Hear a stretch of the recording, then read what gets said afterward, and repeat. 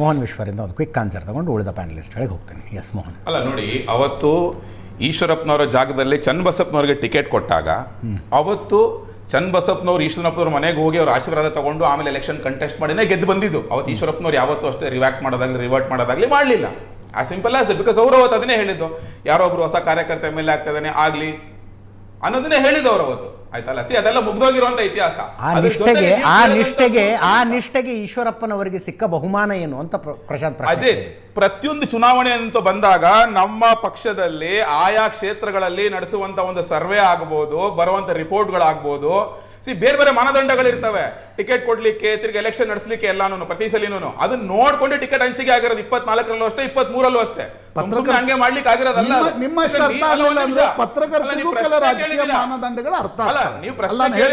ನೀವು ಪತ್ರಕರ್ತರಿಗೆ ನಮ್ಗೆ ರಾಜಕೀಯ ಮಾನದಂಡಗಳು ಅರ್ಥ ಆಗಲ್ವಾ? ಅಲ್ಲ, ಹಾಗಾದ್ರೆ ಮೈಸೂರಿನಲ್ಲಿ ಪ್ರತಾಪ್ ಸಿಂಹ ಸೋಲ್ತಾರೆ ಅಂತ ಇವರು ಸರ್ವೆ ಬಂದಿತ್ತು. ಅಲ್ಲ, ನೀವು ಹೇಳದಂತ ಊಹಾಪೋಹಗಳು ನಾವು ನೋಡೋದು ಮಾಧ್ಯಮಗಳಲ್ಲಿ, ಸಾಮಾಜಿಕ ಜಾಲತಾಣಗಳಲ್ಲಿ ಅಷ್ಟೇ. ಮತ್ತಿನ್ನೆಲ್ಲ ನಾವು ನೋಡಿಲ್ಲ. ಇನ್ಫ್ಯಾಕ್ಟ್ ನಾನು ಆಗ್ಲೇ ಹೇಳ್ದಂಗೆ ನಿಮ್ಮ ಮಾತಿಗೆ 2024 ಲೋಕಸಭಾ ಚುನಾವಣೆ ಈಶ್ವರಪ್ಪನ ಮಗನ ಬದಲು ಬೊಮ್ಮಾಯಿ ಅವ್ರ ಮಗನ ಕೊಟ್ರೆ ಏನ್ ಬಂತು ರಿಸಲ್ಟ್? ಹೆಚ್ಚು ವ್ಯತ್ಯಾಸ ಆಗಲಿಲ್ಲ. ಯಾವ ತರ್ಕದ ಆಯ್ತಲ್ಲ. ನಾನು ಅದೇ ಹೇಳ್ತಿರೋದು ನಿಮಗೆ, ಬೈ ಎಲೆಕ್ಷನ್ ಆಗ್ಬೋದು, MLA ಎಲೆಕ್ಷನ್ ಆಗ್ಬೋದು, MP ಎಲೆಕ್ಷನ್ ಆಗ್ಬೋದು, ಪ್ರತಿಯೊಂದಕ್ಕೂ ಒಂದು ಮಾನದಂಡ ಅಂತ ಇರುತ್ತೆ, ಒಂದು ಸರ್ವೆ ಅಂತ ಆಗುತ್ತೆ. ಅದನ್ನ ನೋಡ್ಕೊಂಡು ಟಿಕೆಟ್ ಅಲೋಕೇಟ್ ಮಾಡೋದು. ಹಂಗಂದ ತಕ್ಷಣ ನೀವು ಅದರ್ ವೇ ರೌಂಡ್ ಥಿಂಕ್ ಮಾಡ್ಬಿಟ್ಟು, ಇಲ್ಲ ಅವ್ರನ್ನ ಮುನ್ನೆಲೆಗೆ ತರಕ್ ಬಿಡ್ಲಿಲ್ಲ, ಹಿನ್ನೆಲೆಗೆ ತಳ್ಳಿಬಿಟ್ರು, ಹಿಂದುತ್ವ ನಾಯಕನ ಟಾರ್ಗೆಟ್ ಮಾಡ್ತಾರೆ. ನೋ ಸಾರಿ, ಬಿಜೆಪಿ ಯಾವ ರೀತಿ ಮಾಡೋದು. ನಾನು ಆಗ್ಲೇ ಹೇಳ್ದಂಗೆ ಬಿಜೆಪಿಯಲ್ಲಿ ಬಂದಿರುವಂತ ನೀವು ಮೂಲ ಬಿಜೆಪಿ ಆಗ್ಬೋದು ಅಥವಾ ಆಮೇಲೆ ಬಂದಿರೋರು ಆಗ್ಬೋದು, ನೀವು ಕೆಲವರೆಲ್ಲ ಹಿನ್ನೆಲೆ ತೆಗೆದು ನೋಡಿದ್ರೆ ನಿಮಗೆ ನಮ್ಮ ಒಂದು ಬೇಸನೇ ಹಿಂದುತ್ವದ ಹೋರಾಟ ಮಾಡ್ಕೊಂಡು ಬಂದಿರೋದು ಇಡೀ ದೇಶದಲ್ಲಿ. ಕರ್ನಾಟಕದಲ್ಲೂ ಹಂಗೇನೇನೆ. ಅದು ಹುಬ್ಳಿ ಈದ್ಗಾ ಮೈದಾನ ನಡೆದಂತ ಒಂದು ಘಟನೆ ಆಗ್ಬೋದು, ಈಗ ರಾಮ ಮಂದಿರ ನಿರ್ಮಾಣದಲ್ಲಾದಂತ ಒಂದು ಘಟನೆ ಆಗ್ಬೋದು. ಪ್ರತಿಯೊಬ್ಬರು ಇದಾರಪ್ಪ ಹಿಂದುತ್ವ ಅಂತ ಬಂದಾಗ. ಬಿಜೆಪಿ ಎಲ್ಲ ಲೀಡರ್ಸು ಇದ್ದಾರೆ. ಯು ಕಾಂಟ್ ಸೇ ದಟ್ ಇವ್ರು 4 ಜನ ಟಾರ್ಗೆಟ್ ಮಾಡ್ಲಾಗ್ತಾ ಇದೆ, ಅದಕ್ಕೋಸ್ಕರ ಹಿಂಗ್ ಮಾಡಲಾಗ್ತಾ ಇದೆ. ಸಾರಿ, ಅದೆಲ್ಲ ಏನಿಲ್ಲ, ಅದೆಲ್ಲ ಶುದ್ಧ ಸುಳ್ಳದು, ಅದೆಲ್ಲ ದೊಡ್ಡ ಊಹಾಪೋಹ. ಅದು ನಾನ್ ಸಾಮಾಜಿಕ ಜಾಲತಾಣದಲ್ಲಿ ನೋಡಿರ್ಬೋದು ಅಥವಾ ಮಾಧ್ಯಮಗಳಲ್ಲಿ ನೋಡಿರ್ಬೋದು ಅಷ್ಟೇ.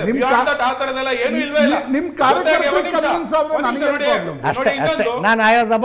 ರಾಜ್ಯಾಧ್ಯಕ್ಷರಾದ ವಿಜಯೇಂದ್ರ ಅವರು ಅಷ್ಟೇನೆ ಅಲ್ಲ, ಒಂದೇ ನಿಮಿಷ ಮೋಹನ್, ಟಿವಿ ಎದುರಿಗೆ ಕುತ್ಕೊಂಡಿದಾರಲ್ಲ ನಿಮ್ಮ ಕಾರ್ಯಕರ್ತರು, ನಮ್ಮ ವಕ್ತಾರ ಕರೆಕ್ಟ್ ಆಗಿ ಹೇಳಿದ್ರು ಅನ್ಸೋ ತರ ಮಾತಾಡಿ ಅಷ್ಟೇ. ಅಲ್ಲ, ನಾನು ಹೇಳೋದು ನೋಡಿ ಅಜಯ್, ನಮ್ಮ ರಾಜ್ಯಾಧ್ಯಕ್ಷರು ಅಷ್ಟೇನೆ ಕಳೆದ 1.5 ವರ್ಷದಿಂದ ತಾಳ್ಮೆಯಿಂದ ಅವ್ರು ಅದನ್ನೇ ಏನೋ ಟ್ವೀಟ್ ಮಾಡಿರೋದು, ಎಲ್ಲರನ್ನೂ ಒಟ್ಟಿಗೆ ತಗೋಂತ ಕೆಲಸವನ್ನ ಮಾಡಿದಾರೆ ಅವರು. ಅವ್ರು ಯಾವತ್ತೂ ಅಷ್ಟೇ ಇಷ್ಟೊಂದು ಇನ್ಸ್ಟೆಂಟ್ ಆಗಿ ಏನೋ ಒಂದು ರಿಯಾಕ್ಟ್ ಮಾಡುವಂತ ಕೆಲಸ ನೀವೇ ನೋಡ್ಬೋದು, ನೀವೇ ತೆಗೆದು ನೋಡಿ ಏನೇನು ರಿಯಾಕ್ಟ್ ಮಾಡಿದಾರೆ ಅವರು ಅಂತ ಹೇಳಿ. ಇನ್ಸ್ಟೆಂಟ್ ಆಗಿ ಅದ್ರ ರಿಯಾಕ್ಟ್ ಮಾಡಕ್ಕಾಗಿರ್ಬೋದು, ಆ ತರ ಕೆಲಸಗಳನ್ನ ಮಾಡೇ ಇಲ್ಲ ಅವರು. ಅದನ್ನೇ ಹೇಳಿದ್ರು, ನಾನು ತಾಳ್ಮೆಯಿಂದನೇ ನಾನು ಎಲ್ಲರನ್ನೂ ಒಟ್ಟಿಗೆ ತಗೊಂಡು ಹೋಗ್ಬೇಕು ಅಂತಾನೆ ಮಾಡಿದ್ದೀನಿ ಕಳೆದ 1.5 ವರ್ಷದಿಂದ. ಆದ್ರೂ ದುರದೃಷ್ಟಕರ ಇದು, ಹೈಕಮಾಂಡ್ ನೋಡ್ತು, ಶಿಸ್ತಿಗೆ ಪ್ರಾಮುಖ್ಯತೆ ಕೊಟ್ಟು ಈ ಡಿಸಿಷನ್ ತಗೊಂಡಿದೆ, ಸಂಭ್ರಮಿಸೋದು ಬೇಡ ಅಂತ ಹೇಳಿ ಅವರು ಕ್ಲಿಯರ್ ಕಟ್ ಆಗಿ ಹೇಳಿದ್ದಾರೆ. ಅವರೆಲ್ಲರನ್ನೂ ಒಟ್ಟಿಗೆ ತಗೊಂಡು ಹೋಗುವಂತ ಕೆಲಸನೇ ಮಾಡ್ಕೊಂಡು ಬಂದಿರೋದು. ಬಗ್ಗೆ ಅಲ್ರಿ ಮೋಹನ್ ವಿಶ್ವ, ಅಲ್ಲ ರಾಜ್ಯಾಧ್ಯಕ್ಷರಾಗಿ ಎಷ್ಟು ವರ್ಷ ಆಯ್ತು? 1 ವರ್ಷ ಆಯ್ತು. I am asking questions for your high command. ನಿಮ್ಮ ಹೈಕಮಾಂಡ್ನ ಇಂಟೆಂಟ್ ಏನು ಅನ್ನೋದು. ಅನಂತಕುಮಾರ್ ಹೆಗಡೆ ಕೇಂದ್ರ ಮಂತ್ರಿ ಸ್ಥಾನದಿಂದ ಕೈ ಬಿಟ್ರಿ, ಯಾಕೆ ಬಿಟ್ರಿ ಅಂತಕ್ಕಂಥದ್ದನ್ನು ಮೊದಲು ಹೇಳಲಿಲ್ಲ, ಕೊನೆಗಳಿಗೆವರೆಗೆ ಇಟ್ಕೊಂಡ್ರಿ. ಅವ್ರ ಪಾರ್ಟಿಯಿಂದ ಆಚೆ ಹೋಗ್ತಕ್ಕಂಥ ಪರಿಸ್ಥಿತಿ, ಪಾರ್ಟಿಯಿಂದ ಆಚೆಗೆ ಅಂದರೆ ಅವ್ರಿಗೆ ಟಿಕೆಟ್ ಕೊಡಲಿಲ್ಲ. ಪ್ರತಾಪ್ ಸಿಂಹ ಟಿಕೆಟ್ ಕೊಡಲಿಲ್ಲ. ಅನಂತಕುಮಾರ್ ಪತ್ನಿ ನಿಮ್ಮದೇ ಸಂಘಟನೆ ಸಂಘ ಪರಿವಾರದಿಂದ ಬಂದವರು, ಟಿಕೆಟ್ ಕೊಡಲಿಲ್ಲ. ನೀವು ಯಾರು? ಬೊಮ್ಮಾಯಿ ಮಗ ಬೇಡ ಅಂದರು, ಅವರೇ ಹೇಳಿದರು ಬೊಮ್ಮಾಯಿಯವರು, ನನಗೆ ಬೇಡ ಅಂತಿದ್ದೆ, ನನಗೆ ಬಂದು ಟಿಕೆಟ್ ಕೊಟ್ರಿ ಅಂತ. ಉಮೇಶ್ ಜಾಧವ್ ಮಗ ಅವಿನಾಶ್ ಜಾಧವ್ಗೆ ಟಿಕೆಟ್ ಕೊಟ್ರಿ. ಜಗದೀಶ್ ಶೆಟ್ಟರಿಗೆ ಟಿಕೆಟ್ ಬೇಡ ಅಂತೇಳಿ ಕೊನೆಗಳಿಗೆ ಹೇಳಿದ್ರಿ, ಶಿಲ್ಪಾ ಶೆಟ್ಟರ್ ನಿಂತ್ಕೊಳ್ಳೋದಾದ್ರೆ ಟಿಕೆಟ್ ಕೊಡ್ತೀವ್ರಿ ಅಂತ ಹೇಳಿದ್ರಿ. ಅವರು ಕಾಂಗ್ರೆಸ್ಗೆ ಹೋದರು, ಕೆಂಪು ಹಾಸು ಹಾಕಿ ಅವರನ್ನು ವಾಪಸ್ ಕರ್ಕೊಂಡು ಬಂದ್ರಿ. ನನ್ನ ಪ್ರಶ್ನೆ ಇಷ್ಟೇ, ನೀವು ಯಾರನ್ನು ಕರ್ಕೊಂಬರ್ತೀರೋ ಬಿಡ್ತೀರೋ ನಿಮ್ಮ ಪಾರ್ಟಿಗೆ ಸಂಬಂಧಪಟ್ಟ ವಿಚಾರ ರೀ. ನಿಮ್ಮ ಪಾರ್ಟಿಯ ಕಾರ್ಯಕರ್ತರು ಸೋಷಿಯಲ್ ಮೀಡಿಯಾದಲ್ಲಿ ನಾನು ಓದಿದ್ದ ಪ್ರಶ್ನೆ, ನನ್ನ ಪತ್ರಕರ್ತನಾಗ ಧರ್ಮ ಅನ್ನೋ ಕಾರಣದಿಂದ ಕೇಳ್ತೀನಿ, is it coincidental or is it intentional to marginalise them, ಅಥವಾ ಇಲ್ಲಪ್ಪ ಅವ್ರಿಗೆ ಎಮೋಷನಲ್ ಇದ್ದಾರೆ, ಪಾಲಿಟಿಕ್ಸ್ ಬರಲ್ಲ ಅನ್ನೋದ್ರ ಕಾರಣ? ಇಷ್ಟೇ ನನಗೆ ಬೇಕಾಗಿದೆ. ಇದು ಯಾವುದೂ ಅಲ್ಲ, ನೀವು ಹೇಳಿದಷ್ಟು ನೋಡು, ನಾನು ಮಾಧ್ಯಮಗಳಲ್ಲೇ ನಿಮ್ಮ ಮೂಲಕನೇ ಕೇಳ್ತಾ ಇರೋದು ಅಥವಾ ಸಾಮಾಜಿಕ ಜಾಲತಾಣದಲ್ಲಿ ಚರ್ಚೆ ಆಗ್ತಿರೋದು ಅಷ್ಟೇ. ಬಿಯಾಂಡ್ ದಟ್ ಬೇರೆ ಏನೂ ಇಲ್ಲ. ಬಿಜೆಪಿ ಆ ತರ ಕೆಲಸ ಮಾಡಿಲ್ಲ, ಮಾಡೋದು ಇಲ್ಲ. ನಾನು ಆಗ್ಲೇ ಹೇಳ್ದಂಗೆ ಪ್ರತಿಯೊಬ್ರು ಹಿಂದೂ ಕಾರ್ಯಕರ್ತರು ಬಿಜೆಪಿಲಿರೋರು, ಪ್ರತಿಯೊಬ್ರು ಹಿಂದೂ ಕಾರ್ಯಕರ್ತರೇನೆ. ಎಲ್ಲ ನಾಯಕರುಗಳು ಅಷ್ಟೇ ಹಿಂದುತ್ವಕ್ಕೋಸ್ಕರ ಹೋರಾಟ ಮಾಡ್ಕೊಂಡೇ ಬಂದ್ಬಿಟ್ಟು ಇವತ್ತು ನಾಯಕರುಗಳಾಗಿರೋದು. As simple as that. ಅದನ್ನ ಅದು ಪ್ರೈಮರಿ ಬೇಸ್ ಆಫ್ ಬಿಜೆಪಿ, ಅದನ್ನ ಯಾರು ಬಿಟ್ಕೊಡಕ್ ಸಾಧ್ಯವೇ ಇಲ್ಲ. ಇದೆಲ್ಲ ಊಹಾಪೋಹಗಳನ್ನ ಆಗ್ಲೇ ಹೇಳ್ದಂಗೆ.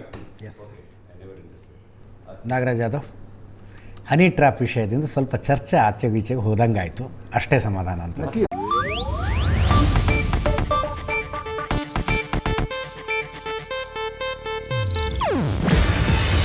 ಇದು ಏಷ್ಯಾನೆಟ್ ನ್ಯೂಸ್ ನೆಟ್ವರ್ಕ್ ಪ್ರಸ್ತುತಿ. ನೀವು ನೋಡ್ತಿದ್ದೀರಾ ಏಷ್ಯಾನೆಟ್ ಸುವರ್ಣ ನ್ಯೂಸ್.